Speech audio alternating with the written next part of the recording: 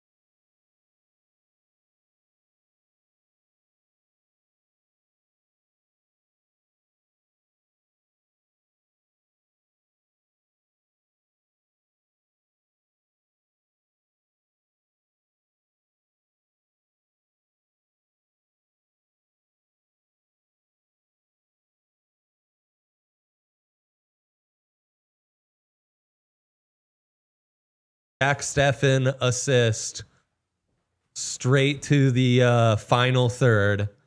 It's downtown Dwayne Brown. Wow, I got all the way to the final third. Let's go. Yep. No, sadly, Dwayne Burgundy never happened. You guys didn't make it happen with the lights. It didn't happen. I'm so ashamed of you all in the Toyota chat. But you may have saved my marriage, so thank you. Shout out to you guys. Who really cares about that? The real MVPs right there. They expect wedding gifts, by the way. They expect anniversary gifts now. That's fair. It's fair. Boys, what a time. That was incredible right there. So yeah, so much to unpack, so much to get into, and then we'll see if we get to our West predictions. But we just wanted to catch up. Been a minute since we just got to do an in-studio show, the three of us. We've got guests coming. You know, our friends from Apple TV have started reaching out as well. Pids making things happen for us. So we appreciate everyone around the industry supporting this podcast. We appreciate you. But wow, what a game. You already talked about the Prime Pep Barca comps. What stood out to you most about that game, Dwayne? You know, what stood out, this is for me personally. Yes. I have been a hater of playing out of the back. Yep. Because I've never seen it work as a Rapids fan. Never. And so it always brings me great stress. And this was the first time I've seen it work. Hats off to Steffen for having a little more control and really taking charge of that. And then obviously, you know, the back line and moving it up. But I've never seen it work. I seriously, I hate it so much because it only brings me stress and near heart attack situations. In Seattle, hated it. I got comfy with it. Yeah. And I'm in now. Like, I'm a let's play out of the back kind of guy now. I love that. Loved seeing it. So for me, that was the biggest thing. There are tons of other things we can talk about, but that was the highlight for me. It is a complete change in the Dwayne mentality. I've gone from hater to acceptor to excited about playing out of the back in this new Matt Wells system. lots to unpack there with what Dwayne's putting on the table for us. KJK. Yeah. Holding Herrington and their ability to build up from the back was really impressive. I don't think Holding and Paxton, I think, had their best games as Colorado Rapids, which is notable. And then the roles were completely reversed, where it seemed like against Seattle, there was struggles to even find space, you know? Yep. And this game, it was the Timbers who were struggling to even string a couple passes together. I mean, the Pids, both in possession, were so confident and were able to, like, within 2 passes, get to the final third and seemingly the blink of an eye. And their press was also undefeated. Yeah, and I think this comes to like something that I've been talking about for years with the Rapids. And the biggest issue has been with other coaches that it feels like they're not comfortable within their own space. When they had the ball at their feet, they always felt like they were panicked and never felt like they had time. Yep. This game was the first time ever as a Rapids fan that I looked at these players and they're confident with the ball at their feet, all of them, because they're being inspired and they're being told even if you make a mistake, it's okay because we'll figure it out. And they realize that their best way to play defense is by not allowing the other team to have the ball. What a shocker, right? If the other team doesn't have the ball, they can't really do anything. And I think that's been really, really helpful for the Rapids. A guy like Paxton was the perfect kind of Cole guy. Like, this is what you always wanted Cole to be, right? You wanted to be a guy that's kind of a box-to-box, but he's also a playmaker. But he's also like that gritty guy that can help you shore up some of those empty spaces in the midfield. I think he did a great job. I know we've had a disagreement on this, especially me and Dwayne with Alex Harris. I thought he played a really big role in this game. I thought he played really well. FOTMOP says it's a really bad score, and I get that. But I think without him, you don't get to release Rafa out to there because he was dragging out a lot of these defenders in and out, which allowed so much of the space to be open for everybody else. Yeah. There kind of has to be a sacrificial lamb with this kind of play style. You see it especially with Barca. You saw it a lot with Rafinha when he was kind of playing like this. He gets sacrificed. With Pep back in the day, it used to be Alexis Sanchez. Even though he was a baller, he got sacrificed a lot because he had to create the spaces for the Messis, for the Neymars, and everybody else around him. And I think this is kind of where you're getting from this style of play. There's going to be one guy that's going to look bad at times, or like the score's not going to be as good, but it's going to open so much more for everybody else on the pitch because he brings the focus in, and he allows a guy like Jackson Travis, who, again, my guy, showed out again. Yeah. And he is running that wing really well, and he's basically your winger when it becomes a 3-back line with Alex Herrington and Rob Holding, and it just becomes kind of like an invincible force at that point because everybody's working in conjunction, everybody's covering each other up, and there's no fear in losing the ball because you guys are aware that you guys have a top-tier goalkeeper plus playmakers at every position now. Yeah, honestly, we could spend 5 minutes on every single player, especially the starters in that game. Yeah, as you're saying, there's just such a synergy to everything they were doing, right? Everyone is working together. As you're saying, it's like Paxton's making the front 3 work. And the right backs and left backs, Reggie Cannon, who you were talking about offset, had an outstanding game. Jackson from Jackson, which is what I think we should call him from here on. Jackson Action. Jackson, Mississippi's own Jackson Travis was amazing.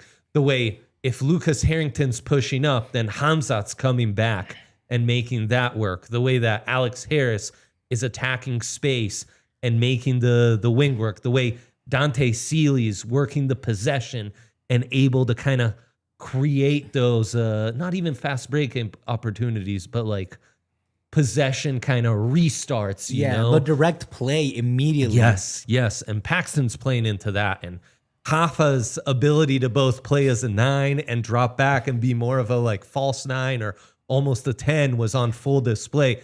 Zach Steffen had some big saves and obviously also kind of is starting to pay dividends with this system working so well with the best MLS keeper with the ball at his feet on your side. Everything worked so beautifully. It was just outstanding. It was an orchestra. Yeah. It really was. It was beautiful. I like the way we were taught. We always chat through the games. Usually I'm there, and we will send messages back and forth. And Yaya and I were talking throughout the game, and towards the end of the game, Yaya was mentioning that you mentioned orchestra, which is I like that way better. But you said like the squad was working like a military trained force. Yep. Like everyone was in their spots and working together, and it was dialed in.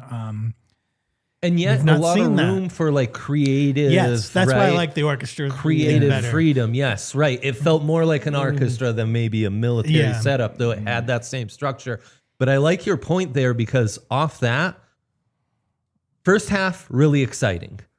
More open space, like creating a lot quicker, like restarts, like building from the back, but you're doing it in 2-3 passes and you're getting like goal chances really quickly. Second half was a level of maturity that I can't remember. That's where I think we've really Struggled.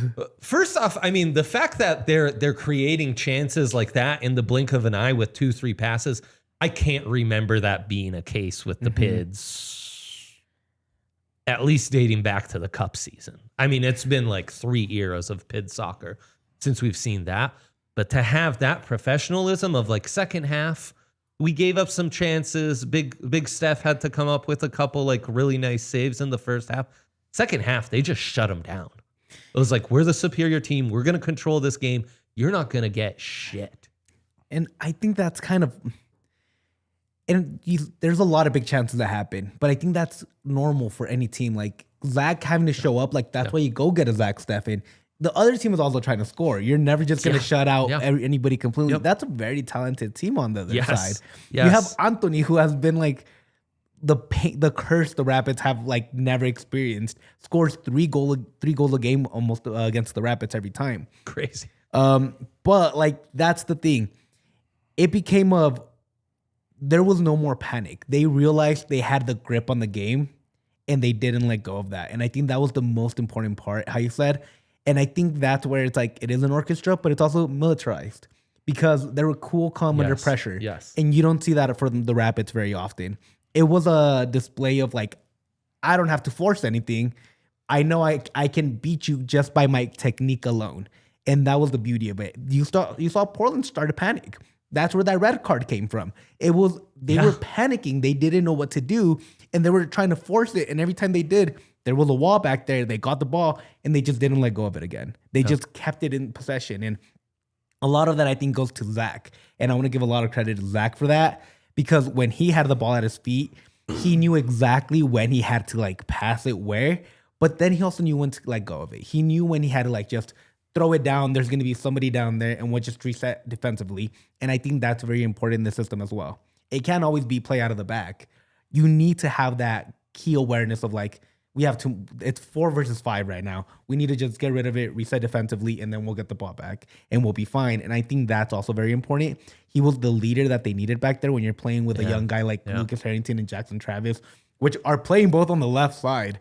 You didn't even pair them like with like, it wasn't even like a Rob and Reggie, like let's switch them around and like, no, you're like, we're putting the 2 kids on the left. We don't care. Yeah. And I think that kind of leadership from Zach is what made this work a lot more. And it also helps that you have a guy like Rob Holding, who has played with guys like Arteta and all this, that know that like, hey, we need to keep possession. We know we got to just be quick. It felt, we call it Pep and Arteta, but it's actually more like the Zerbi, right? Yeah. It's a lot more, I'm going to create these fast breaks for myself by playing the ball to my back and just letting you come attack me. There's a trigger. All right, we're going. And that's kind of how they played this time. Like, it was beautiful. Like, it was really nice to watch. Yeah, 100%.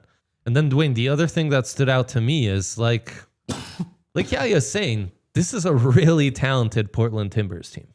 This is a team that won their opener 3-2 against Columbus, was a playoff squad last year, gave San Diego a lot of trouble and took them to 3 games, eliminated RSL in the playoffs, ton of attacking power. You wouldn't have been able to tell it. I mean, all their best players were shut down. and by the second half were non-existent. I think that's the Matt Wells effect. It's when being able to be at the presser post game, and we can jump into that later, of course, but hearing him talk about the squad, because hearing him talk about the second half, he was not happy. I know. He was kind of pissed about the second half. A lot of holes to fix. Yes. It was clear in the presser when we talked to him about it. But the other thing that is very clear when you listen to Matt Wells, this is the style. Like what we saw at the Richard on Saturday is the style. But those formations are going to change. Part of it is going to be like he says, like so-and-so earned the shirt, he's going to play. But a lot of it, you will hear him say, based on the opponent, we made these changes. And so you're going to see the same style, but there's going to be small changes. Like he was, again, like one of your beefs, he was not happy with the width on Saturday, even though we had a great game. He was not happy about the width, and he played to those stars on Portland. He looked at that, he saw where the challenges were, and he said, all right, let's tweak it here and shut down who we need to shut down. Yeah. And then, make our own changes, whether it's bringing in Rob Holding to sort of solidify that backfield and help out Stefan with pushing the ball up from the back. Yeah. It was making small tweaks with Paxton, who went undercover Yes. huge on Saturday. Like Yep. this is kind of like my favorite type of playing is like guys you don't notice because they're just getting it done.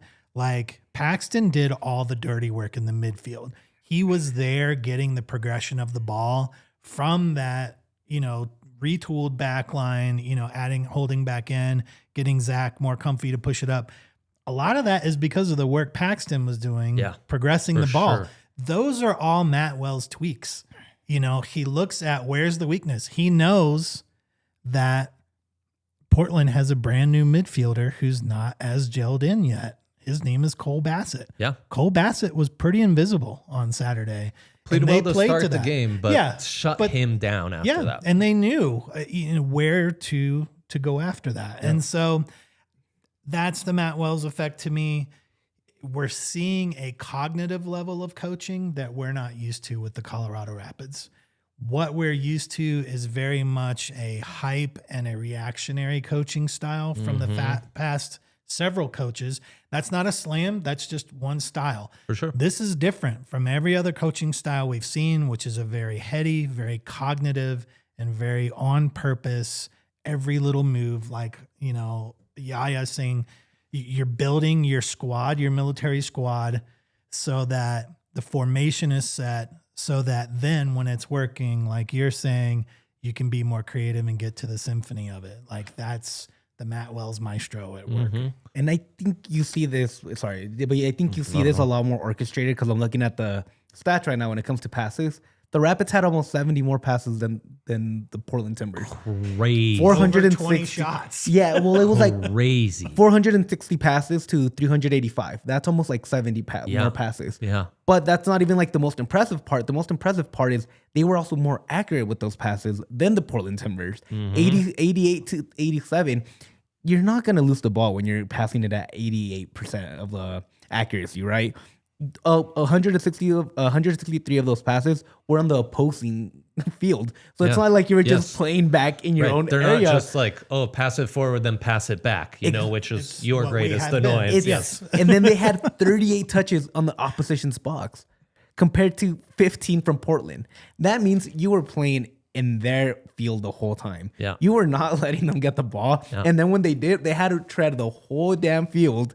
And then by then it's like, we're already set up. You're not giving fast breaks because you're already ready. Like it takes them forever to get back down. It's like, this is the way football should be played. This is the beautiful game. This is the way football has been moving for the last 15 years, 20 years. Yeah. And the Rapids still wanted to play this counterattack, I'm faster than you, Atletico Madrid kind of game, which works when you have elite players, but you don't. Let's actually play as a squad, work off each other, and that's how you make a unit instead of relying off a guy or two to make sure everything works. And that's what Matt Wells, you hear him say these 3 words, which gets right back to what you're saying. Dominate the ball. Yeah. Remember when we were talking about crosses to nowhere? Yeah. Remember those days, guys? Run to the corner, kick the ball at the last second. Accurate crosses 9, more than 45%. Like that's a huge number in crosses. Like you usually get 1 out of 10. They got 9 in there. If they threw 90, that could have been a goal 3 times. Like that's insane. You didn't see that from the Rapids. Like fucking shit. Like where the fuck has this been when Georgie was here? Like Georgie, Paxton, and Rafa would have been unstoppable in this scheme.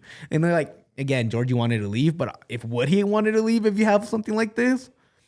I don't know if he does. This plays right into his into his mole, literally what he's best at. Like, I don't know.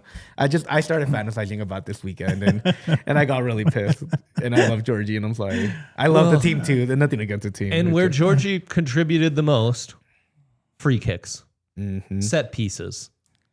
And boy, was Paxton impressive on corners and the free kicks he got. And then Sealy on the left-sided ones, including the corner that they get an assist from, was also impressive. Right on time. Yeah, exactly. There you go.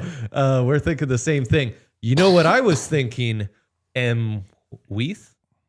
Is that how I pronounce that? Weath? Yeah. I'll take either one. Correct me if I'm wrong. Is Demoff. Kevin Demoff, KSE president, talking about how, there's going to be more collaboration across all the KSE teams and the Rapids will be able to profit off of that. Well, benefit off of that. Soccer Twitter on Sunday was going crazy over Arsenal beating Chelsea on what I saw an Italian tweet comparing Arteta ball to you merely play American football in the box, get in front of the goalie and play like the most physical corner type style possible. And that's how they beat Chelsea 2-1. I was seeing some of that from the old Pids, huh? I do wonder if they're like training with Jokic and they're like box out. They're like, this is how you box out, like in the box. Like it works. Like that's how you should be playing, because if you get fouled, guess what? It's a penalty. If they foul you, guess what? It's at the other side of the pitch. Yeah. Who gives a shit? Like, no harm, no foul. Yeah, go all ham. Go ham. Might as well. No, and they're maybe the best team in the world right now. People are talking about a quadruple, which, spoiler alert, won't happen because they're Arsenal. But it was interesting that you're not just getting Wells ball, you're also getting that same type of tactics and physicality and like dominance and danger from the corners. And the service from Paxton and Dante were outstanding. Yep. And the way they were capitalizing on those corners and free kicks was outstanding as well. That's another one where they could have easily come through with a couple more goals. Was there anything else you wanted to touch on from the pressers, Dwayne, or should we get into flowers from the fellas and unpack that there? They're only for a funny moment, just to kind of give you some personality of the squad right now.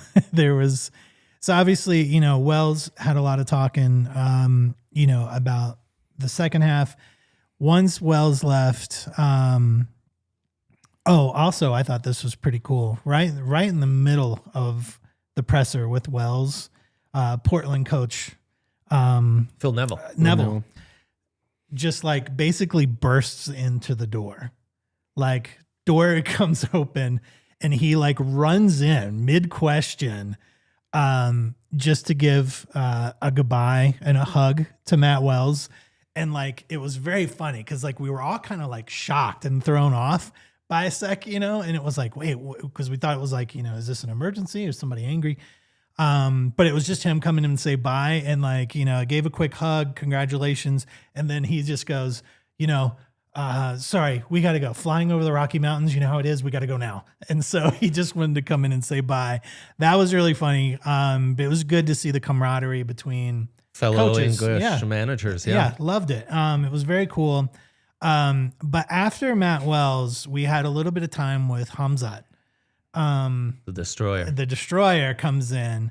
And and some questions are going around. Matt Wick asked a question. Basically, I don't remember the exact question, but it was basically like, you've had a bit of a short week. You scored a goal. We know that you like downtime. You get some reading time in. Blah blah blah. With this little run of success, are you going to have some downtime, for yourself this week? And his response, not joking, just looked us straight in the face, said, "With this coach? No, we're going to be training." And so it was just very funny to hear from the players themselves of just, you hear how Matt Wells just is hard in training. And it was almost, he would kind of laughed a little bit, but he was just like, "With this coach? No." Like, they had Sunday off and then he knew it was right back to it. So love that. They know, like, this is what Rapids soccer is now. Like, you train hard. Yeah. But it was very funny. Really great personality. Just to be able to hear a little more about the human behind the player. It was just very, very funny. The buy-in's been cool to see. Yeah. And the more I hear and see clips from Matt Wells, the more I get exactly what you guys told me after your very first meeting with him. Yeah. Hard not to like the guy. He loves ball, and you can tell he loves ball. You can tell he comes from a family of football players. Like, you can tell he's like, got a pedigree. Yeah. In the NFL, when you hear like, I was raised by a coach, Yeah, or something, yeah, and they're totally. like, and you can tell, like, Totally. Patrick Tan, perfect example. Like, my dad was a player. Right. Like, I know how to handle myself. That's what you get from this dude. He knows what to handle. Like, it's awesome. I love it. Let's get into flowers from the fellas again. We could go 11 deep on this one at least. But let's do it. Flowers from the fella. God, I love that graphic every single time. That could literally be the flower shop from my dad's hometown in Tuscany right there. It's so great. That graphic is the best. In fact, would you send it to me? I want to tweet it out at some point. I got you. Dwayne, I'll start with you.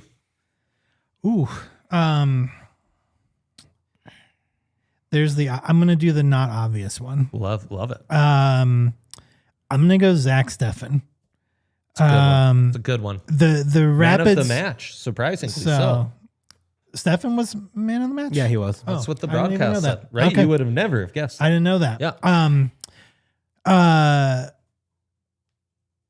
He had, it's hard to say bounce back game when you're talking about a veteran like Zach Steffen, but clearly much better game than the away opener. Two things. You mentioned earlier, he came up big. There were 3 saves in particular that were huge saves. That if Zach Steffen doesn't get that save, this is a different game. Because it's no longer the dominating game. It's going to have to be an adjustment of, all right, for sure. Now we're either keeping this level, or now we have to come back, or make sure we still need to add a goal to put ourselves back on top. Yeah. Without those 3 saves, that doesn't happen. And those were huge saves. The first one's early on Cole, which really changes things. Yes. The one where he knocked that head guy around the guy's head, and he like at the corner was hilarious. I thought it was so funny. 100%. Just massive saves from Zach Steffen. But the other thing, and I won't go deep because we already talked about it, but was just his command of playing the ball out of the back and getting that ball back into play, or punting it when you need to, like you were saying, Yaya. Very different. Like, terrified in Seattle watching us try to accomplish this. The difference between 6 days, wasn't even a full week, was incredible. I think a lot of that goes on the veteran, the captain of the squad right now, Zach Steffen. I thought he had a fantastic game. That game goes way different if he doesn't come up as big as he did. I'm watching that game and I'm thinking, man, Matt Wells is the perfect guy to get Big Steph at the World Cup. And I truly, in my heart, obviously I'm biased, but I don't think there's a better option in goal for the U.S. national team. How many of them have scored a goal in Leagues Cup? I mean, fair enough. Against Club America. Yeah. at night. Yeah. None of them. No doubt. I can tell you this No much, doubt. none of them. And then he doesn't just have that. He has the saves. Like, he has cat-like reflexes, man. He comes up big time and time again. Yeah. Who would you give your flowers to? So there's a very obvious one that I'm gonna leave to you because I know you're gonna want to talk about Yep. him. Yep. So I'm gonna give mine to Josh Atencio, who we haven't talked about Oh, yet. beautiful. game. I wanted to Great hit game. Josh. And yes. like we asked all last year, first game of the year, Josh has to be better. He hasn't been good enough. We talked about maybe we need to get another midfielder. Yeah, Maybe right. Josh. I am a big Josh guy. Maybe he's not there. Yep. Dude was grimy. Yep. But besides being grimy, he was accurate. This is the guy that the Rapids invested into. This is the guy that the Rapids envisioned they were getting last year. He was the perfect pair for Hamzat. Like, Hamzat was able to go and throw his body around, and Josh is right there to cover the ball and ping it to whoever's up next. And that's exactly what you need from that spot. He was great at holding up play in that midfield. Whenever he got the ball, back turned to the opposing team and ready to distribute and try to create that transition. To me, Josh was one of those guys that kind of like Paxton, unsung hero. You don't see it on the score sheet. Yes. You don't see all the things, Yes. but you don't win this game without Josh. You don't win this game without him doing all the little dirty work too on the left side Yeah. and helping out two young kids in Herrington and Travis. I think he was the veteran on that side of the field too, because he had Harris too playing left wing. So he handled himself really well. And I think if you get this Josh Atencio week in and week out, you have a real argument for the best midfield in the West at least. That's high praise, but I was thinking about Josh. You know, he comes into camp late and instantly for Armis is a set and forget starter. He has a new skipper. He has a new, not quite a DP in Hamzat, but a new midfielder brought in, threatening his job. Wins it, makes it so that they have to trade Cole because there's probably not enough space in the midfield for Paxton, Hamzat, and Atencio. Atencio would have been the obvious one to just sacrifice and give Cole a spot instead, and then outplays Cole thoroughly. And still, some of the passes could have been a little more crisp. There was a couple turnovers in the second half that stood out to me. He fine-tunes that. He starts to get more and more comfortable in this Matt Wells system. There's no reason why he shouldn't be one of those 4 or 5 MLS guys that get a call up to the national team or becomes carves out a career like a Kellen Acosta, where he's like a top tier MLS midfielder for half a decade. Josh is also only 24 years old. I know. Like, dude is I young. know. Like, development in the US is it's stunted a little bit compared to around the world. Yep. A 24-year-old in the MLS or in the US, it's like an 18, 20-year-old around the world. That's so true. like, he's pretty young still. He still has a lot to learn. No doubt. And with a guy like Josh, I can see him being part of that BC squad for the US, the one that plays that Gold Cup.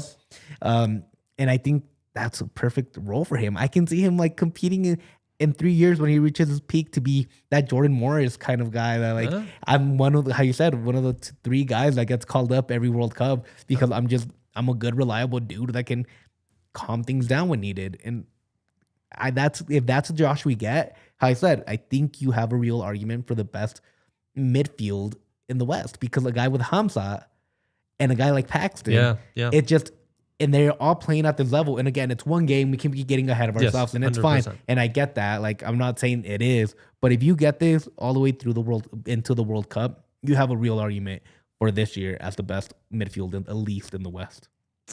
100%. When I was thinking of Flowers, Josh was like top of my list because he is an underrated Flowers guy. And like, there's a lot of positives to take from this game and just what he's done in his first year and a couple weeks as a Rapid.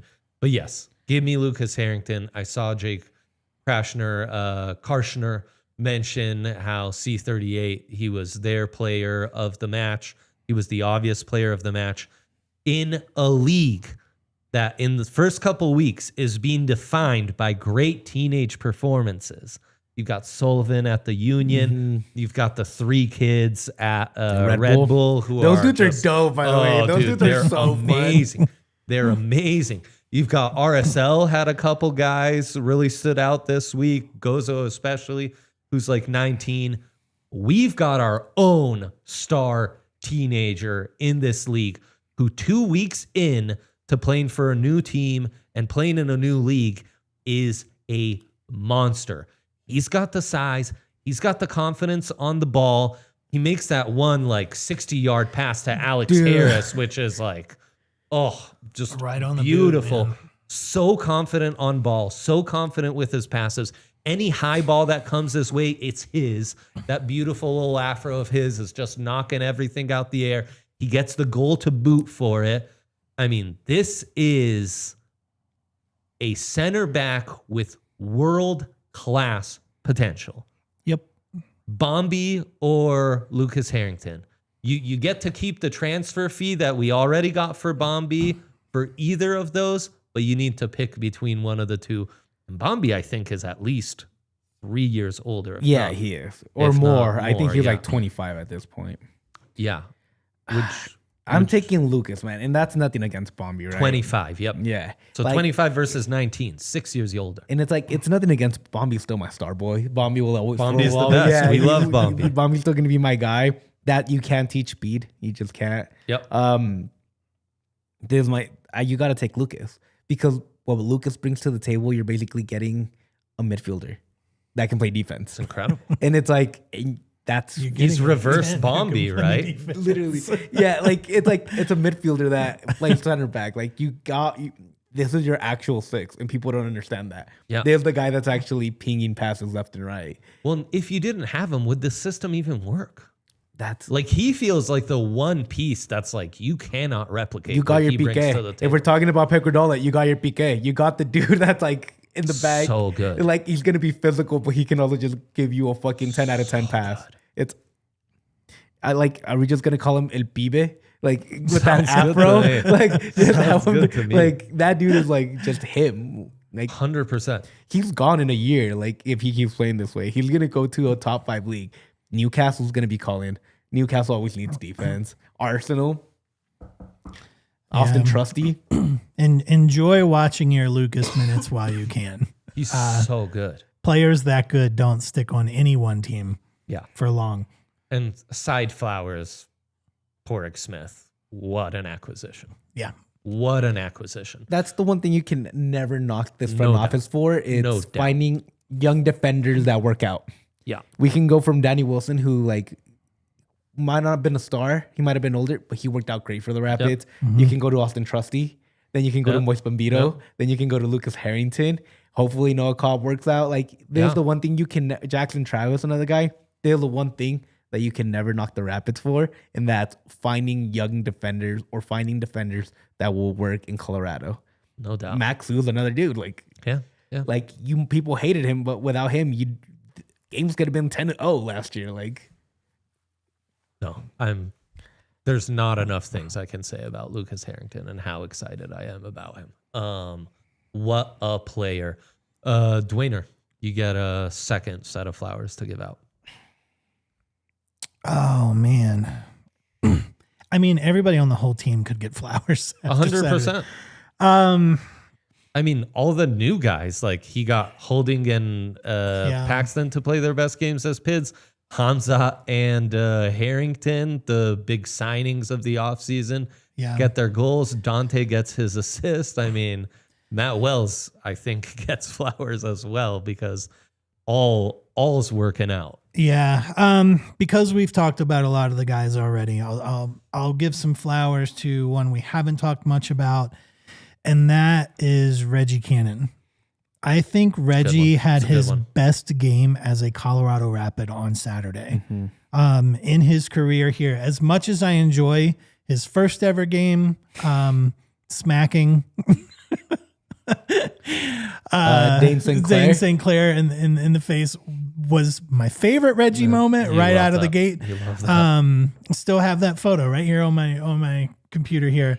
But as far as games go, this was his best game as a Colorado Rapid on both sides. I mean, he came back to cover and lock down defense when he needed, but man, was he like getting after it on the offensive side of the ball.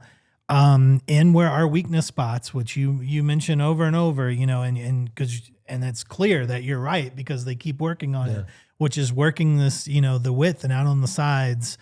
Reggie was there and pushing the ball up, having to get in there, making the plays on the offensive side of the ball, helping out the midfield. I just thought he was another one of those, like, maybe you didn't see it because you were looking for Herrington and you were looking for Paxton and you were looking for Hoffa, you're looking for goals as we do. But Reggie was just in there, man. Aggressive game, without getting a bunch of cards. Normally that's kind of Reggie's thing, like a little too aggressive physically and ends up being a liability for the squad. This is what I've kind of always thought Reggie would be, which is an aggressive physical player without the liability of getting too many cards. And looked really good. This was his game. This was it. Yeah. And shut down any threats from that left wing. Yep. Shut it down. The 2 goals that come from that side against Seattle, no worries whatsoever in this one. Yeah. Your second flowers? I'm just going to go back to my guy, Jackson Travis. And there's the one guy that I feel so vindicated by. Jackson from Jackson. It's the one guy that I'm like, it's KSB. Like, this makes me believe in my scouting skills more than anybody else because I've been on this dude since like his debut. Like, I'm like, this guy is the dude. Like, he is him. Like, he is going to be a professional baller in any top 10 league around the world. That's how good he is. He's only like 19 still or 20. 22. Like still super young, dude. Super like, give me Jackson Travis. I think the way he plays, it's another guy kind of like Lucas Herrington. He can control the ball. He's confident with the ball at his feet, but he also has that speed, and it's unstoppable. And you let him control that flank. You just get a little bit more games under him, and I think he's going to be a star in this league. 100%. I'll give my final flowers out to Paxton Aronson. I think you could make a case for Rob Holding as well.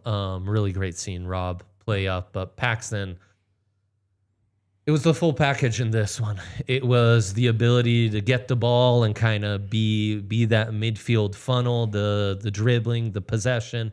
He had one long pass that, towards the end of the game that almost set up Hoffa or Yapi. I can't quite remember, but I had to like rewind and be like, wait, was that Paxton? The set pieces and how he was from there, and just the work rate, man. What a dog. Like, both ends of the field. He's working hard, he's creating press, and then when they're in possession, he's either a great funnel to restart the possession, or he's there finding space to be someone available for that next pass to be in the final third within 2-3 passes. We saw kind of all that was promised of Paxton Aronson really come together in that one. That was beautiful to see. There's 2 key subs, Holding taking over for Cobb, Alex Harris taking over for Yapi compared to the first game. The other key change, though, is Paxton not really playing as a 10, but playing more as a classic center midfielder. That box-to-box kind of. And that seemed to bring everything together to me. That was a beautiful, professional, competent performance. Almost had the score, almost had a goal there, too. Those will come for Paxton. So yeah, really excited for that. That pass that he had for Rafa, that pass that he had like that ping over that's what I'm talking about. That you were talking about that, but like just that pass had me like giggling in my room. I was like, this is the kind of dude that like he can be if he really wants to. He brings so much to the table. Can we give out a quick non-player flower? Please. So just a quick flower for just the Colorado Rapids, the people working on event day. I know you guys weren't there. A lot of you that are listening or watching may not have been there, but there are upgrades in the stadium. It was nice to see. There's a lot more artwork on the walls, which is really kind of like made it feel more Rapids in the stadium. There's other new things. There's new food. We put out videos on that already, but 2 things, amongst many others that I want to bring out. One, new goal celebration. It's tricky because it was really windy on Saturday, so it didn't work quite as well as we want. But before the game, The water cannon, Rapid that is, Man yes. sets it off. Man of the match does it after the game. And then after every goal, there's a new water cannon right over Dale's. Shoots up like 100 feet in the air. It's cool that they're trying something. It'll be interesting to see that at night. The other thing is during the starting 11 lineup, the announcer says the first name and then shuts up so the crowd can yell out the second name.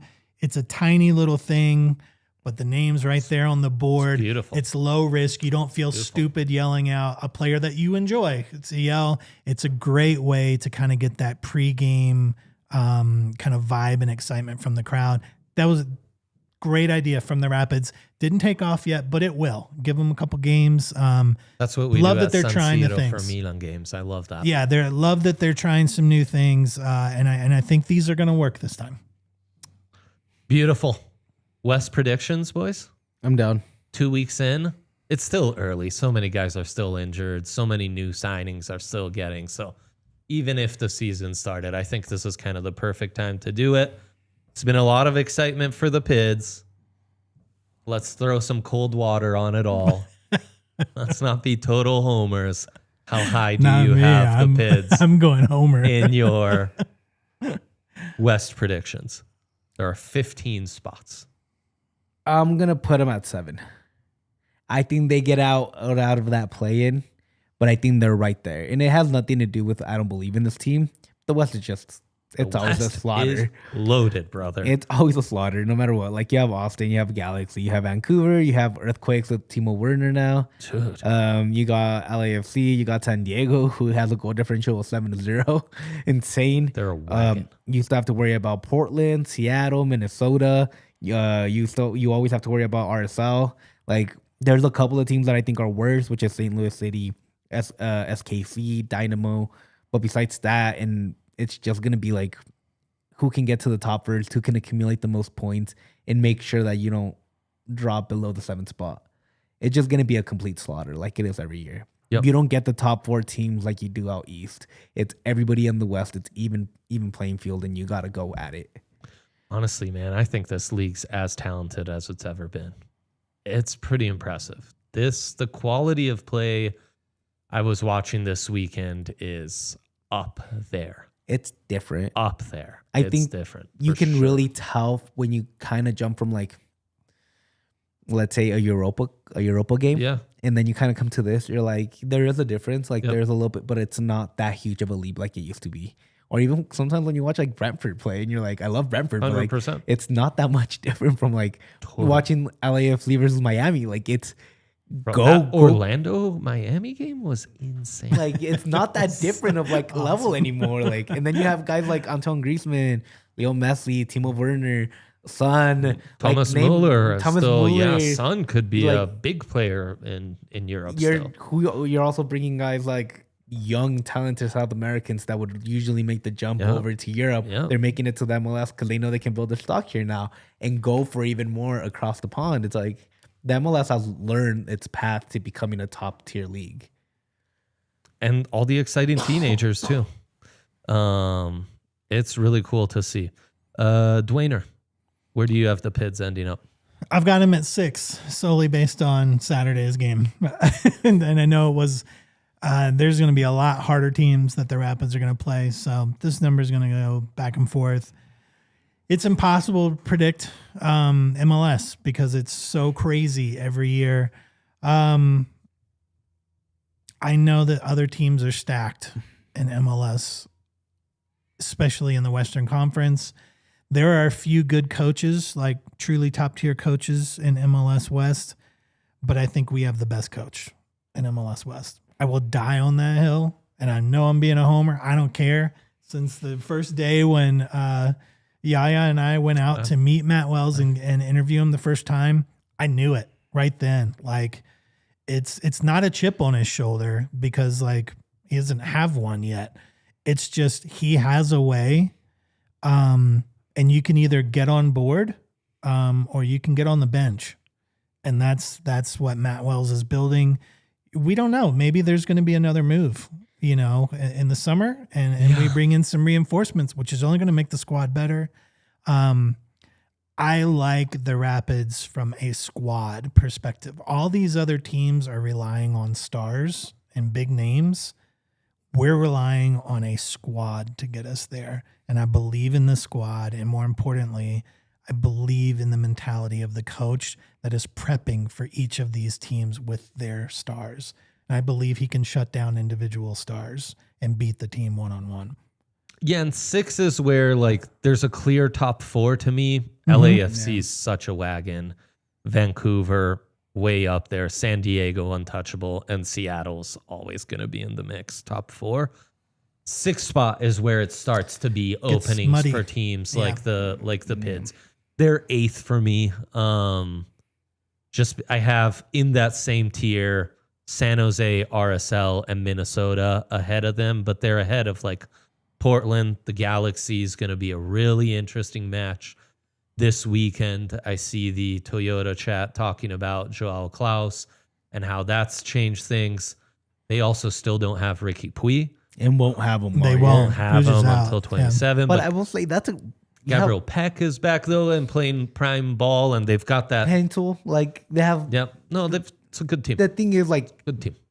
you're a good team, and you know you're a good team in the MLS when you got Marco Royce Yep. on the bench. Yep. And that's a guy that 3 years ago, would have been starting no matter what, would have been a star. Star of the league. And like now he's like can't even crack the top 11 in LA Galaxy. That's how you know you have a very talented squad. Sure. Yep. Like, and I think that's something that we underestimate, that like they're good, they're deep.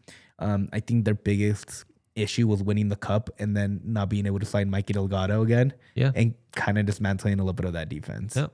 So that like that, the West is just always a juggernaut. You still have Austin FC that people don't like them, like, and I get it, but it's still like a team that just signed James Rodriguez. Like James might not be the James that was before, but that's a dude that brings experience and is still a very good midfielder, no matter what. Oh, and Christian Ramirez gets a goal. That was an Christian astute Ramirez. signing. My favorite, Jordan Nelson, was signed from Vancouver and is there. Austin was really hard for me, much like the Galaxy, to rank. me too. Portland's Austin hard was to tough. rank as well. And the Rapids are right there with them talent for most of these teams talent-wise. It feels like they had for so many years because they've started to invest. It feels like they finally invested in the coaching staff, and you can really tell the difference it makes when all these guys are kind of trained the same nowadays. Identity ball is no longer a thing. It's like if you're from Brazil, you don't play like you're from Brazil anymore. You play like you're from Spain, basically. Like everybody plays that quick pass. The Rapids kind of had to catch up to that, and I feel like they finally did. And you can tell the difference in how they're playing. And they're right there talent-wise with any team in the West, except for maybe like LAFC and Seattle or Vancouver or San Jose. That's 4 teams right there. That 6 to 12 range is going to be a real interesting one, because I think it's wide open. I do have San Jose 5th. I think that's my biggest. Do we have a consensus top 4? LAFC, San Diego, Seattle, Vancouver, in some order. Those are my top 4. That's your top 4 as well. No, I have San Diego dropping out of the top 4. Smoking It hot is, take. and I get that. They're still an expansion club. Look at St. Louis. They did it the first year too. Started off hot the Sophomore second slump. year, Yeah. and then they dropped off immediately afterwards. I think it takes time. I just really do think it takes time in the MLS. Like teams that are good are usually good right off the bat. Like Nashville did it too. Like all these teams have done it. Cincinnati. I just think San Diego is gonna be like 5 or 6. Who do you have in their place? I have LAFC, San Jose. Oh, San Jose. Ooh. I like San Jose, Vancouver, and I think and Seattle Sounders are gonna be there. San Jose's 5th for me, so I'm high on them as well. They are plus 3,300 to win the West at Bet365 right now. Really nice odds. Not bad odds on that Really one. nice odds. But, Werner plays really well in his debut, and they're still lacking, Josef Martinez. And, I mean, all their top-line guys haven't even played. And they're these all first young couple. too, right? We're talking about like young dudes that everybody likes. Like they have Edwin Mendoza, like super young dude, pretty talented. They have Kieran Spivey, 16 years old. Like a lot of these dudes are also very young in that squad, and I think that gives me a lot of like they got no buck. Like I think this team is still really good. Like, I'm not gonna drop off San Jose until they prove me wrong. Yeah. No, I'm with you. Where do you have San Jose, Dwayne? I'm going to take a beating as I always do on these. Oh, no worries. Good thing is my predictions are always wrong. I have them at 7 right after the Rapids. Okay. I just once you get past that top 4, It's wide open. it's a bloodbath, and I think any team could end up So Pids are your 6, San Jose is your 7. Who's your 5? Minnesota. Minnesota's an interesting one. They're for either me. going to be there or they're going to be like Yep. second to last. Yep. Managerial change. Some changes on the field, including Dwayne St. Clair being the Inter Miami goalie now. And then, there is this DP in Minnesota, James Rodriguez, who is a superstar for his national team. His club play pretty underwhelming the last several years. How will it be in the MLS? If there was one guy where like Mueller, Son, Messi, Andres Dyer has been outstanding for San Diego. If there's one guy who I think might underwhelm, maybe is an Insigne Bernardeschi, not really the DP you bargained for, it might be James Rodriguez in Minnesota. And that scares me for the loons. It might get a little loony with James. Yeah, and honestly, dude, Minnesota, that's not even their best player. Minnesota's best player is Nikotarios Triantis, the 22-year-old Greek DP. Mm-hmm. Oh, he's a baller. Dude glides on the field. And his long passes are insane. Dude, that's the guy that if you're watching the Minnesota, that's the one guy you got to look out for. Yeah. That's the dude that like you'll always like, that's your Georgie style of player, but like younger, a little bit quicker, and somehow he always ends up with the ball after a tackle, and that's exactly what you want in that position. Minnesota is just such a hard team to like pin down because they also So lost I think their goalie. they're going to be great or terrible. Yeah, like they still have Boxel, like, which is fine. You know, they have Duggan. Like, Will Trapp is still one of like my It's one of those guys that I've always been super like into for a long time, as a man and as a player. But they did lose their top tier goalkeeper, right? They don't have Dane St. Clair anymore, and that guy kept them in games a lot. And Calendar's a good goalie, but he's not the level of best MLS keeper. Totally. And I think that's going to be a huge hit for them because goalies don't win you games, but they save you games. Yep. And that's the biggest issue in Minnesota. Well, that's why James is huge, because if he balls out, well, shoot, I mean, Minnesota could play their way into the top 4. Mm-hmm. If he's a disappointment, though, like that's where a lot They of their could be margins way lower. are 100%. They also have Anthony Markinich, shout out, Yep. former Rapid. Yep. So Also, speaking of like elite passers in the West, gosh darn, Berhalter is amazing. that's why I can't. Wow, Berhalter in Vancouver is incredible. So you have Mueller, Berhalter, and White out there in Vancouver, Brian White, yep. and then you also put in Ralph Priso, who like shout out former Rapid again. Great. Dude has been like becoming the dude that we wanted here. It's like that team is just stacked from top to finish. Like it's Blackman in the defense. Like they're like, to me, I think they're winning the West. I think they're going to be number 1 in the West when it's all over. Aziel Jackson is awesome on the wing. It's that team is just talk about building a team correctly and then bringing in the star player afterwards to just push them over the hump. So who are your 5, 6, 7, Yaya? Or no, you've got the Pids at 7. So who are your 5, 6? My 5, I think that's going to be San Diego. I don't think they dropped that off, but I don't think they're going to stay. Yep. I don't think they get it. And at 6, I'm going to put Minnesota. Okay. I think Minnesota just has a little bit of that oomph. And after that, after them, I have Portland and RSL right behind Colorado at 8 and 9. RSL's the team. I think I'm higher than consensus. I put them at 6. I just can't put them over the Rapids. I never do any year. I get that. What they did with the hardest possible schedule to open, Vancouver and Seattle, without guys like Yedlin, Diego Luna, with these teenagers starting to shine, with their new DP, former Hamzat teammate at RC Lens, whose name I cannot begin to even try to pronounce, starting to already pay some dividends in the last 20 minutes of that Seattle game. All that talent up top, all that talent on the wings, and then that grimy Pablo Mastroeni ability on the back end of things. RSL scares me and will be a really good barometer for the Pids this year. Really good barometer. I hate being the guy who's high on RSL. No, you don't. You love it. But boy, this team feels dangerous.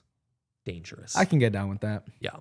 And then the Galaxy. The Galaxy over the weekend will be really interesting to see. I think that's a huge test for the Pids. They are slight betting favorites from what I could tell.